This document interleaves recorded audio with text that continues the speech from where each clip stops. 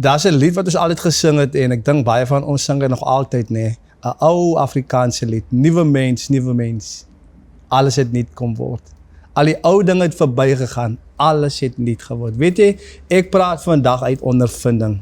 Ek praat van, ek weet wat dit was of is, dat jy's vasgevang en die Here red jou.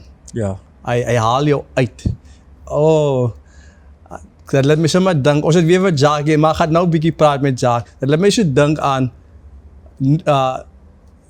die ander koortjie wat by my kom, hy haal my uit die modder uit. Ja. Hy is my rots. Ja.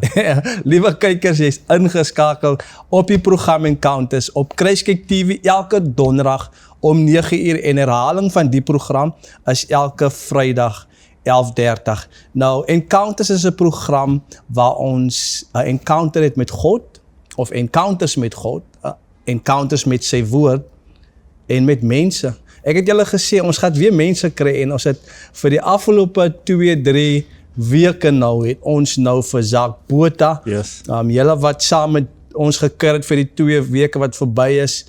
Oh man, as 'n mens net so dink aan die mooi werk van die Here, God se groot genade. Jacques, as weer ons 2. Yes. Hoe gaan dit vandag? Hoe voel jy? Baie goed, pastoor. Is altyd wonderlik om hier saam met jou te wees.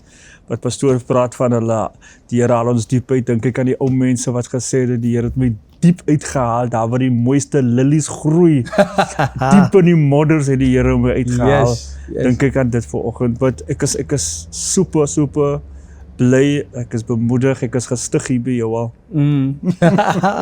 Wonderlik. Man, ons het eintlik, maar ek gaan nie vooruit praat nie. Ons gaan maar so behind the scenes, die goed is reël. In elk geval, Jacques, laasweek het ons gehoor oor jou ontmoeting met die Here. Ja. Ja, dit begin, ek gaan nie sê begin nie, maar kom ons noem dit maar nou so, uit East London op 'n bus, die evangelisvrou, in jou lewe gespreek, geprofeteer. Ek glo nog aan profesie. Die wat mense, ek sê dit met respek, maar jy kry mense wat sê, nee, ons glo nie in profesie nie, ons glo nie aan die en daai nie. Ek het dit beleef, en die Here het my al by kere gebruik, om ook woorde van profesie te spreek en dit is net absoluut as weer 'n genadegawe. Yes. Alles wat ons doen, hierdie program, hierdie platform, it is grace. Maar in elk geval, en jy kom uit East London, jy het 'n ontmoeting met Jesus deur 'n vrou. En jy kom by die rehab en daar dinge heeltemal net soveel handomkeer gedraai. Ek like wat jy gesê het van, as dit jou trane wat so soet soos heuning was, dat jy kon proe, jy het die smaak van drugs vergeet, jy kan nie onthou drugs mee smaak nie. Ons het laasweek gebid, dat die Here die smaak, jy het gebid, dat die smaak uit hierdie kinders se monde moet uitgaan. Ek sê vir Jacques, dat ons het mense soos julle nodig, en ek sê, mense soos julle, praat ons van mense wat werk met recovery. Sê gou vir my, Jacques, hoe bly 'n ou sober wat vir 12 jaar crack, pype en kokain gerook het? 12 jaar, wat 'n addict was. Hoe bly jy sober? Kyk, uit genade is ons gered. Ons is gered. Maar nou, hoe bly jy sober? Ek dink is maar altyd die holistic kant en dan so die geestelike kant. Die geestelike kant is, as die Here jou vrygemaak het, is jy wonderbaarlik, is jy vry. En ek glo in dit. Maar dan op die ander kant, holistically, you need a recovery community. You need to be real with yourself. Jy weet, ek sê altyd, soos pastoor weet, ek het 'n recovery support group meetings en ek sal elke aand, wanneer ek facilitate, sal ek altyd vir my mense sê, in recovery there is no more secrets. Interessant. There is no more secrets because die addict thrive op secrecy. Hy thrive op chaos, hy thrive in die ander tipe wêreld. Baie kere sal jy ons was so geskok van naam die tyd waar ons lewe in 2025 waar jy die ordentlikste mens sien. Die mooiste mens met die mooiste maniere, met groot geleerdheid, dan vind jy uit, but he's living a double life. Sure. Wow. So in recovery, there's no more secrets. En dit is waar jou ondersteuning vanaf gekom het. Yes. Ek wil nou iets aanhaal, maar ek wil nou nie voor het hardkoopie, kom ek los het vir later.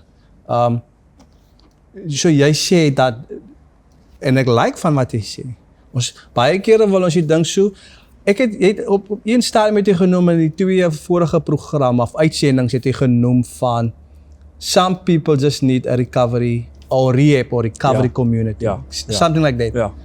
Ek weet daar's mense wat nou net wonderbaarlik, hy is vry en kyk. En weet pastoor, ek ken 'n hele paar. Daar sê. Ek ken 'n paar wat see toe gaan en dan gooi hulle daai pyp in die see in, kan hulle weggeloop na 'n safe space. 'n Safe space waar hy kan herstel in sy ma se huis, waar daar 'n support system is by die werk en waar hy net wonderbaarlik kan recover. Ja. Nou ongelukkig lewe ons in 'n gebreekte wêreld. Ons kom uit gebreekte families uit. Daar's geen manier dat, ek weet dat op myself, daar's geen manier dat ek kon op my eie gerecover dit. Yes. I needed a rehab. I needed my people. I needed a recovery community. Ja. En elke situasie is verskillend, is uniek. Is uniek. En ek wil graag hê ons moet dit so sien, geliefdes. Ek weet nie of jy deel is van daai groep gelowiges wat voel nee, die Here, as die Here jou vrygemaak het, dan jy het nog al die goed nodig nie. Nee. Ons kan maar hoe na die ding kyk. Ja. Of die Here jou vrygemaak het. Ja. Kom ek sê nie of die Here vrygemaak of nie, maar as God jou vrygemaak het jou vrygemaak, Jesus. Maar nou kyk, hier is die ding wat ek wil gewoon wil ek huis toe wil bring. Ja. Dat of jy nou nie spesifiek in 'n rehab of 'n recovery, 'n official recovery center is nie, jy het support om jou. Dit in itself as ook praat ook van 'n recovery community. Ja. Ek wil amper dit so voorstel. Ja. Hierdie een, soos in julle geval, Jacques, Eikendal support group, dit is meer offisieel, dit is meer formeel. Ja. Jy weet wat ek bedoel. Ja. So dit maak nie saak hoe dit gebeur, jy het 'n support nodig. Ja. Al is dit jou van jou familie, as dit by die werk, kollegas, het support nodig. Maar ons moet oor hierdie goed praat. Ons moet. Because jou recovery community is daar om vir jou te ondersteun en nie om vir jou te judge. Okay. Om daai 12 steps saam met jou te vat en om vir jou te wys, kyk, ek is 4 jaar meer skoon as jy, kyk wat het ek gedoen. Ja. Kyk wat het ek ge-achieve. Ja. So baie kere wanneer ons nie 'n recovery community het en jy is in recovery, die mense om jou is geneig om die shovel te vat en gate te grawe en vir jou wys waar jy verkeerd gegaan. Jy weet, in Engels sê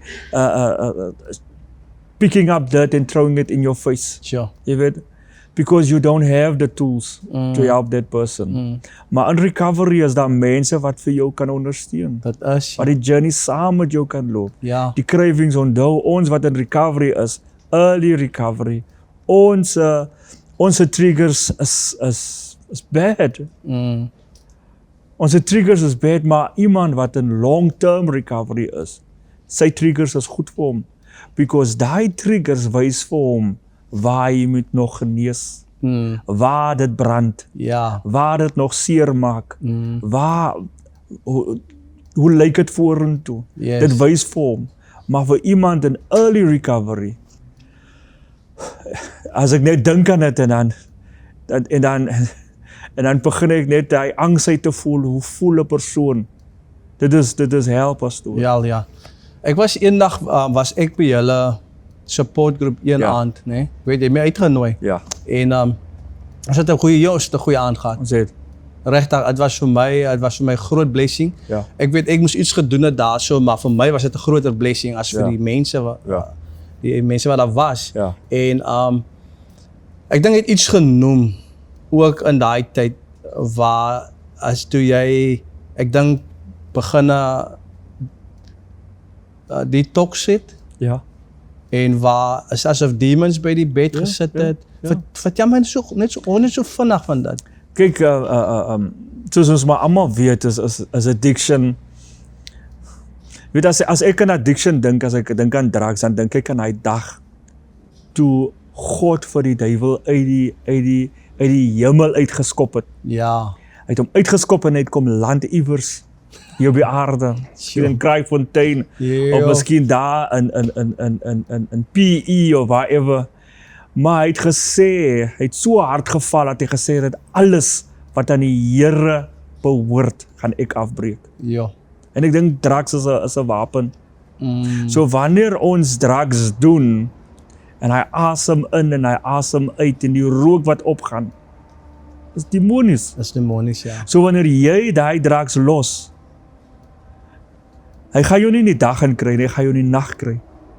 Maar as jy slaap en jy sweat en die demons kom sit hier by jou bed en jy weet nie kom jy of gaan jy nie met jou detox. Ja. So dit is die seerparte en dit is waar meeste mense teruggaan. Daar sê. Because die phase van addiction is bad. Ek wil amper ek gaan nou vra wat ek dink nou. Dit lyk asof dit moeiliker is as om liewers te bly. Ja, is baie moeilik. Dit klink baie snaaks. Baie moeilik. Dis hoekom sommige voel liewer, man, dan hou ek liewers vas aan die pyp. Ja. As wat ek deur die hel moet gaan van detox. Nou pastoor, ek was vir 12 jaar op crack cocaine. Weet pastoor, my eerste paar weke, maande van detox, het my voete gebrand en my rug. Ja. Weet pastoor, my mental health was uit proporsie.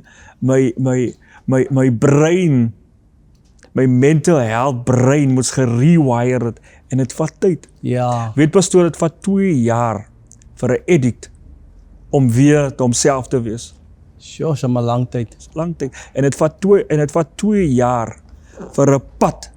Jy weet die pastoor sien daai pad in die gras in. Ja. Dit vat 2 jaar om hy pad toe te groei. Toe te laat. En dan is hy weg. Wow. Dan jy gaan hom nie weer kry nie. So is dieselfde met die brein. In die brein, ja, in die brein. Nou Jacques, ek weet die Here het jou nou daar uitgered Ja. en jy het begin die passie ontwikkel om ander te help Ja. wat in dwelms vasgevang is, wat wil uitkom en al Ja. daai. Dis hoekom jy het Eikendal support groep Ja. in Kraaifontein. Ja. Nou ek wil gou eens moet praat oor die recovery community. Ons moet praat oor support groups. Daar's 'n myth, daar's 'n stigma Ja. rondom hierdie Ja. sentrums. Ja. Maar sê gou vir ons die waarheid oor dit. Sê vir ons die belangrikheid van dit. Dat daar's mense wat luister vandag Ja. en glo alles Ja. wat hulle net hoor Ja. oor support groups en recovery communities. Ek dink pastoor, every addict needs a recovery community. Okay. Every addict needs a rehabilitation center wat vir hom is en waar hy sy mense kan vind, waar hy sy tribe kan kry. En elke individual wat struggle by die huis, waar sy mense nie vir hom of vir haar kan verstaan nie. En waar hy desperate is om uit te kom uit die dwelmverslawing, is ons almal recommend 'n support group vir daai persoon. Aha. 'n Support group wat hom kan sustain in sy recovery, 'n support group wat die 12 steps saam met hom kan loop, Yes. 'n support group waar hy 'n gesonde reintegration program kan hê van addiction na 'n recovering addict toe. 'n Support group wat saam met hom kan connect met kerke, Ja. 'n support group waarom hom kan connect met 'n connect group wat hom weer terug kan sit in die youth, wat vir hom weer terug kan sit in sport en wat vir hom leiding kan gee. Yes. Because dis tipe dinge wat die kerkie kan doen nie. Dis tipe dinge wat die skoolie kan doen nie, maar die support group, ondersteuningsgroep Ja. kan dit doen, pastoor. Exactly. Ja, van dit is die funksie van Ja. daai groepe. So met ander woorde, die ondersteuningsgroep wat ek doen, Ons roep dit die aftercare. Okay. Okay. So en ons roep dit die intervention. So daar's twee dele, dis die intervention parte wat kragtig die addict ondersteun, so met ander woorde, wanneer hy kom en hy soek vir intervention, vir recovery, kan ons altyd connect met ons stakeholders, which is social development, Lofdal Restoration Center, Hesketh King Treatment Center, Hangberg Recovery Home in Houtbaai, en baie anders kan ons vir hom connect. Okay. Ons kan die deure oopmaak en vir hom voorstel, en dit gaan vinniger gebeur, instead dat hy op sy eie moet beweeg, van ons is klaar connected aan hulle, hulle is ons stakeholders. Ja. En dis die intervention parte. Dan die tweede parte is die aftercare, wanneer hy klaar is met sy 6 maande program, sy 3 maande program, kom hy terug en nou het hy 'n aftercare. Okay. En dan in die aftercare is dit weer die reintroduction vir hom om terug te kom na die gemeenskap toe as 'n recovering addict. Die gemeenskap sien hom as 'n addict, die persoon wat die trolley gestoot het, die persoon wat ingebreek het, die persoon wat die gewas het, nou is dit die reintegration program waar ons vir hom weer blootstel as 'n recovering addict. Yes, sure. Ek dink dat terwyl jy praat, Jacques, en dit is eintlik so eenvoudig, man. Dit is baie eenvoudig. Ek dink as ek myself vat, ek was nou nie in dwelms vasgevang nie. En dan kry jy nou mense wat hy rook nooit vir sy hele lewe nie. Hy het nog nooit gedrink nie. En ons weet mos nou so ou het nog altyd Jesus nodig. Want dit is nie daai goed wat ons verlore maak nie. Ek sê altyd, as jy die rook en die drankverslawing en die dwelmverslawing wat vir jou sondaar maak nie. Nee. Daai is maar net ongelukkig gebeur het met sommige van ons en daai is die vrug van wat eintlik in ons is. En die ding wat in ons is, die wortel, sê ek, is die natuur van Adam wat geval het in die begin. So ek is 'n sondaar nie omdat ek rook, drink en allerlei goed doen nie. Ek is 'n sondaar omdat ek die natuur van Adam het. En as ons die ding kan begin verstaan, dan gaan ek niemand klas. Of course weet ons, die ou wat in dwelms verslaaf is, hy doen 'n bietjie meer skade. Of die ou wat drank verslaaf is en hy allerlei goed is, maar jy bly 'n sondaar en jy het 'n redder nodig. En so ek noem dit sommer nou net, maar die punt wat ek eintlik wil maak is hierdie ding. As 'n persoon wat God op die aarde geplaas het met 'n doel, het ek ondersteuning nodig. Of ek nou in dwelms is of nie, ek het ondersteuning nodig. En ek dink, as ons ondersteuningsgroepe so kan na kyk, as ons die recovery community so na kan kyk, as gelowiges, want ek weet ook, daar's baie aanslae, nie aanslae nie, ek stel het miskien 'n bietjie te sterk, maar ek wil die regte woord gebruik. Daar word 'n bietjie ill gepraat oor die recovery community. 'n stigma. Soos ek vroeër genoem het. En ons wil daai ding afhaal. Ons wil daai ding afhaal. Sommige het net nodig om in 'n sentrum in te gaan, om in 'n groep te gaan, by te woon, 1 keer 'n week, want dit gaan hom help. My begeerte vir my gemeenskap, en ek dink die rede waarom die Here my ook gered het en vir my te plant in die recovery community, is ek het hierdie diep begeerte om 'n groter brug te bou. Groter, sterker brug te bou, waar 'n addict kan oorloop na recovery toe, waar dit nie moeilik is nie.